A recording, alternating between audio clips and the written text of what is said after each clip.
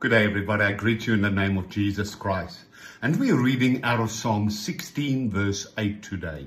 It says, I have set the Lord always before me, because he is at my right hand, and I shall not be shaken. You see, this is a verse that describes a life of a person that is continually walking in the awareness of God. And that is where we need to be, because we are seated in Christ, Christ in us, and we are on the throne.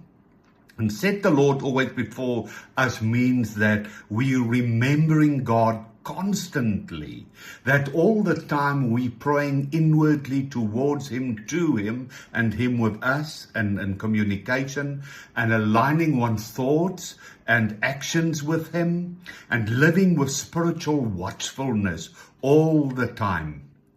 You see, this is when we are so closely connected with Jesus and prayer and repentance, and when we literally acquire inner stability, when we bring our life in a place of stillness and authority and power. Where he says, he's at my right hand and I shall not be shaken, means that God strengthens and stabilizes the believer. The right hand that symbolizes protection, it symbolizes honor, it symbolizes strength, and it's also divine health. You see, we are then so rooted in Christ and such oneness with him that is absolutely impossible to get shaken by him when we're in that place of oneness and awareness with him.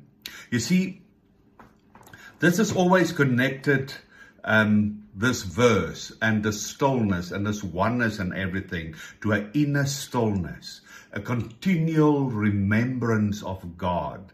And it also brings us to a place where we live in courage, and that we live in faith and hope and everything in times of distress, of suffering. And that we always steadfast and continue on going, being joyful and victorious in times of temptation and in times of trouble.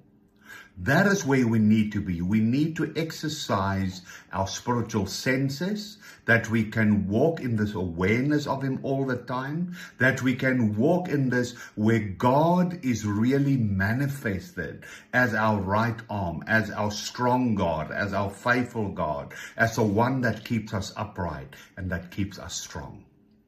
Let's do that. Let's follow him, and let's literally exercise our spiritual senses, that we are in his awareness all the time, and we step into that place firstly through faith. I bless you in the name of Jesus Christ. Amen.